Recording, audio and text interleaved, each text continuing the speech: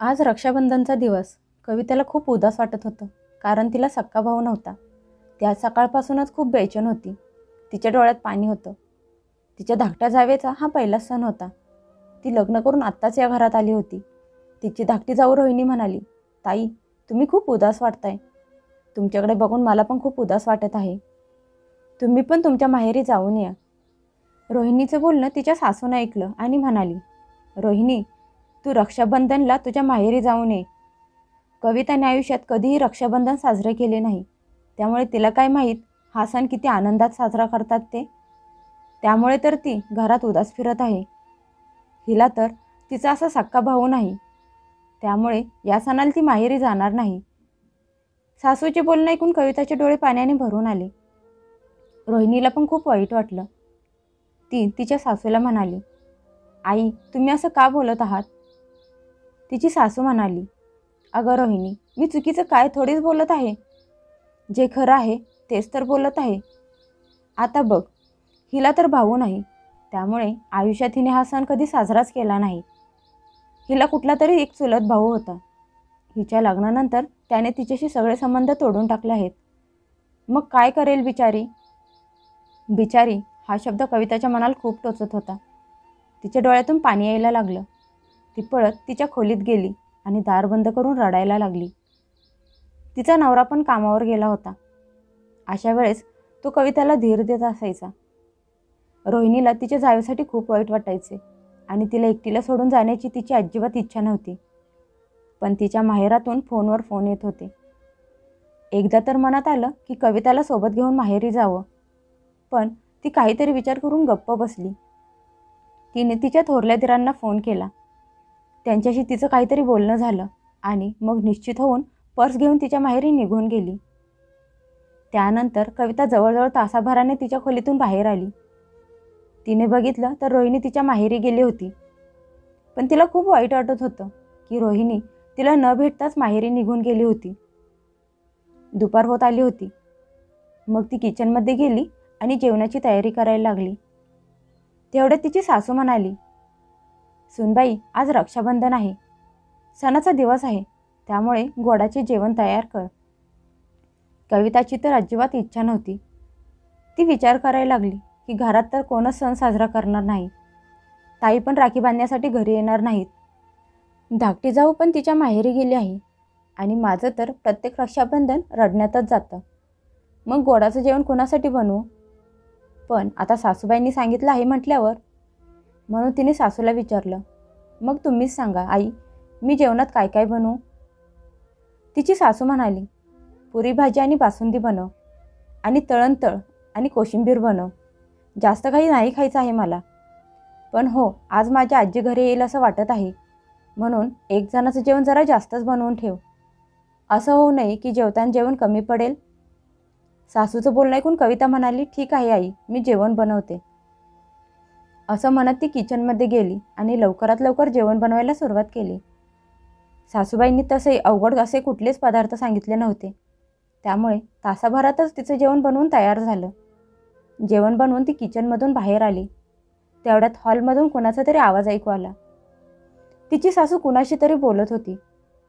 कविता विचार करायला लागली की यावेळेस घरी कोण आलं असेल आणि आईने मला काहीच का सांगितलं नाही. ती हॉलमध्ये आली.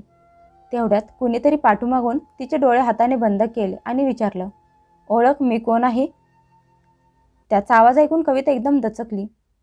तिला तर ओळखतच नव्हतं की कोण आहे. तिच्या डोळ्यावरून हात बाजूला झाला तशी ती मागे वळली. त्याला बघून ती स्तब्ध झाली, कारण मागे तिचा चुलत भाऊ उमेश उभा होता.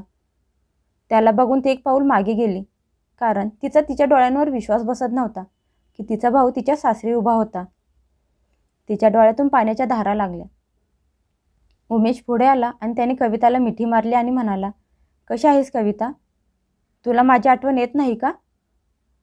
कविता भरल्या आवाजात म्हणाली, दादा, मी तुला विसरलेच कधी होते की तुझी आठवण मला येईल? तू तर माझ्या मनात कायम होतास. मी एवढी वर्षे विचार करत होते की कधी माझा दादा मला परत भेटायला येईल, पण तू तर माझ्यावर खूप चिडला होतास. असं म्हणत ती रडायला लागली. उमेश तिचे डोळे पुसत म्हणाला, अगं वेडाबाई, मी तर तुला एक क्षण पण विसरलो नव्हतो, पण तुला भेटायचा मार्ग कधी सापडतच नव्हता. मी खूप वेळा प्रयत्न केला, पण प्रत्येक वेळी बाबांना घाबरून गप्प बसलो. पण आज तुझ्या नवऱ्याचा फोन आला, म्हणून मी स्वतःला तुझ्याजवळ येण्यापासून थांबवू शकलो नाही. भावाचं बोलणं ऐकून कविता हैराण झाली. तेवढ्यात मागून तिचा नवरा महेश म्हणाला, अगं कविता, आता भावाला सगळं उभं राहूनच विचारणार आहेस का, की त्याला चहा पाणी पण देणार आहेस? अगं त्याला जरा बसू तरी दे, जरा श्वास तरी घेऊ दे. खूप लांबून आला आहे. कविताला काहीच कळत नव्हतं की हे काय चाललं आहे. ती पटकन किचनमध्ये गेली आणि भावासाठी चहाची तयारी केली. चहा नाश्ता झाल्यावर तिने खूप प्रेमाने भावाला राखी बांधून राखी पौर्णिमा साजरी केली. तिचा भाऊ एवढ्या वर्षानंतर राखी बांधून घेऊन तो पण खूप खुश होता. त्याने गिफ्टमध्ये बहिणीसाठी साडी आणली होती. पण कविताला त्याने आणलेल्या गिफ्टपेक्षाही तो एवढ्या वर्षाने आला हे खूप महत्त्वाचं होतं. कविताला सक्का भाऊ नव्हता. तिचं तिच्या चुलत भावावर लहानपणापासूनच खूप प्रेम होतं. पण त्या दोघांना कधीच हा सण साजरा करायची संधी मिळाली नव्हती. कविताला वडील नव्हते, त्यामुळे ती लहानपणापासून तिच्या आईसोबत मामाच्या गावी राहत होती. त्यामुळे ती प्रत्येक रक्षाबंधनला तिच्या चुलत भावाला राखी पाठवत असायची. पण त्या दिवशी ती तिच्या गावी जाऊन तिच्या भावाला राखी बांधू शकत नव्हती. हळूहळू वेळ निघून गेली. कविता कॉलेजमध्ये शिकत असतानाच तिचं आणि महेशचं प्रेम झालं आणि दोघांनी लग्न करण्याचा निर्णय घेतला. पण हे नातं तिच्या चुलत्यांना मान्य नव्हतं. ते या स्थळामुळे खूप नाराज होते. तिचे चुलते म्हणाले की तू जर लव्ह मॅरेज केलंस तर तुमचे आणि आमचे कायमचे संबंध संपतील. कविताला वाटलं की लग्न झाल्यानंतर तिचे काका या लग्नाला मान्यता देतील, सगळं व्यवस्थित होईल. पण असं काहीच झालं नाही. तिच्या काकांचा राग काही केल्या कमी झाला नाही. आज तिच्या लग्नाला 2 वर्ष होऊन गेली होती, पण तिच्या काकांनी अजून त्यांचा स्वीकार केला नव्हता. आणि या सगळ्यांमुळे तिचं आणि तिच्या चुलत भावाचं नातं पण तुटत चाललं होतं. तिला असं वाटत होतं की तिने केलेल्या लव्ह मॅरेजमुळे तिचा भाऊ उमेश पण तिच्यावर रुसला आहे. पण उमेशचे त्याच्या वडिलांपुढे काहीच चालत नव्हते. त्याच्या मनात असून पण तो त्याच्या बहिणीला फोन करू शकत नव्हता. त्याचं अजून शिक्षण चालू होतं. तो त्याच्या पायावर उभा राहिला नव्हता. आत्ता कुठे त्याला नोकरी मिळाली होती आणि तो त्याच्या गावापासून लांब आला होता. तरी पण त्याच्यात हिंमत नव्हती की जाऊन बहिणीला भेटावं. तो त्याच्या वडिलांना खूप घाबरत होता. त्यामुळे त्याने कविताला कधीच संपर्क केला नव्हता. इकडे जेव्हा रोहिणीने तिच्या जावेला उदास बघितलं तेव्हा तिला आठवलं की बोलता बोलता एकदा कविताने तिच्या चुलत भावाचा उल्लेख केला होता. मग तिने काहीतरी विचार केला आणि कविताच्या नवऱ्याला फोन करून कविताच्या चुलत भावाला उमेशला रक्षाबंधनला घरी बोलवायला सांगितले. महेशला पण रोहिणीचे त्याच्या भावजाईचं बोलणं पटलं. त्याला पण असं वाटलं की एकदा प्रयत्न करून बघायला काय हरकत आहे. मग त्याने कविताच्या आईला फोन करून उमेशचा फोन नंबर मागितला आणि त्याला फोन केला. महेशने उमेशची माफी मागितली आणि त्याला कविताबद्दल सांगितलं की ती त्याची आठवण काढून किती रडत असते. उमेशला पण कविताची खूप आठवण येत होती. म्हणून मग महेशचा फोन आल्यावर तो स्वतःला रक्षाबंधनाच्या दिवशी तिच्या सासरी जाण्यापासून थांबवू शकला नाही. कविताला भेटल्यावर तो तिला म्हणाला, बाबांचे स्वतःचे विचार आहेत, पण मी तर आपले भावा बहिणीचे नाते तर निभावू शकतो ना. भावाचं बोलणं ऐकून कविताला खूप हलकं हलकं वाटत होतं. तिच्या मनातून खूप मोठं ओझं उतरल्यासारखं वाटत होतं. तिला सक्का भाऊ नव्हता, पण तिच्या चुलत भावावर जेव्हापाड प्रेम करत होती. पण अचानक त्यांच्या नात्यात दुरावा आला, त्यामुळे तिला खूप अस्वस्थ वाटू लागलं होतं. पण आज तिच्या धाकट्या जावेमुळे तिला तिचा भाऊ उमेश परत मिळाला होता. जसं कविताला हे समजलं की तिच्या भावाला बोलवण्याचा सगळा प्लॅन रोहिणीचा होता, तिने लगेच तिला फोन करून तिचे खूप आभार मानले. आज त्या दोघींच्या नात्यातला गोडवा अजूनच वाढला होता. त्यांचं नातं अजूनच मजबूत झालं होतं.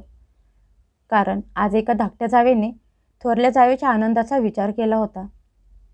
तिकडून रोहिणी भरल्या आवाजात म्हणाली, ताई, जेव्हा मी तुम्हाला सणाच्या दिवशी उदास बघितलं तेव्हा माझं मन मला खायला लागलं. मी विचार केला की मी तुम्हाला माझ्यासोबत माझ्या माहेरी घेऊन येईन आणि माझ्या भावाला राखी बांधायला सांगेन. पण ते करून तुम्हाला जरा बरं वाटेल, पण मनापासून आनंद होणार नाही. म्हणून मग मी विचार केला की तुम्हाला फक्त राखी थोडीच बांधायची आहे. असं असतं तर तुम्ही कोणालाही राखी बांधली असती. पण तुम्हाला तर खरं प्रेम, आपुलकी, जिव्हाळा पाहिजे होता.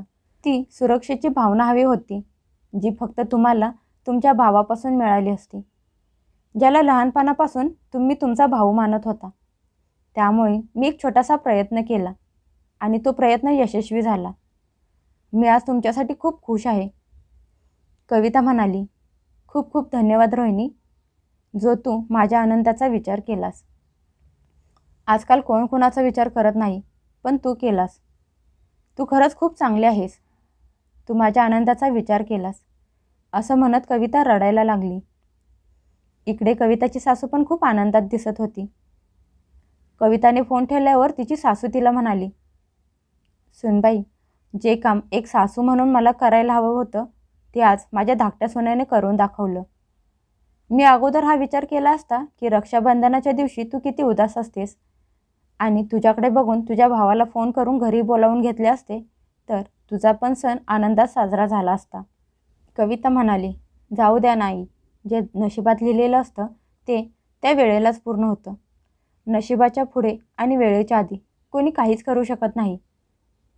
आज मी खूप आनंदात आहे की माझा भाऊ माझ्यासोबत आहे. तिच्या भावाने प्रेमाने तिच्या डोक्यावर हात फिरवला आणि म्हणाला, का नाही कविता, आम्ही पण दोघं भावंड आहोत. आम्हाला पण सख्खी बहीण नाही. मी पहिल्यापासूनच तुला माझी बहीण मानतो. तुला सख्ख्या बहिणीसारखे प्रेम करतो. असं म्हणत त्याने तिचे केस ओढले आणि उठून पळत सुटला. मग काय, जसं लहानपणी उमेशने तिची खोडी काढली की ती त्याला मारायला त्याच्या मागे पळायची, अगदी तशी आज ती त्याला मारायला त्याच्या मागे पळत सुटली. उमेश सगळ्या घरात पळायला लागला. त्या दोघांकडे बघून असं वाटत होतं की ती दोघं परत त्यांच्या बालपणात पोहोचले आहेत. त्या दोघा भावा बहिणींच्या आवाजाने ते घर दणदणून गेलं होतं. त्या दोघांची चेष्टा मस्करी बघून कविताची सासू आणि नवरा पण खूप खुश दिसत होते. माणूस किती पण मोठा झाला तरी भावा बहिणीचं नातं ही असं असतं की त्या नात्यात कुठे ना कुठेतरी त्यांचं लहानपण दडलेलं असतं आणि जेव्हा ती दोघं एकत्र येतात तेव्हा ती मस्ती आपोआप बाहेर येते आणि घरात नुसता धिंगाणा चालू असतो. यालाच तर भावा बहिणींच्या मधलं प्रेम आणि जिव्हाळा म्हणतात.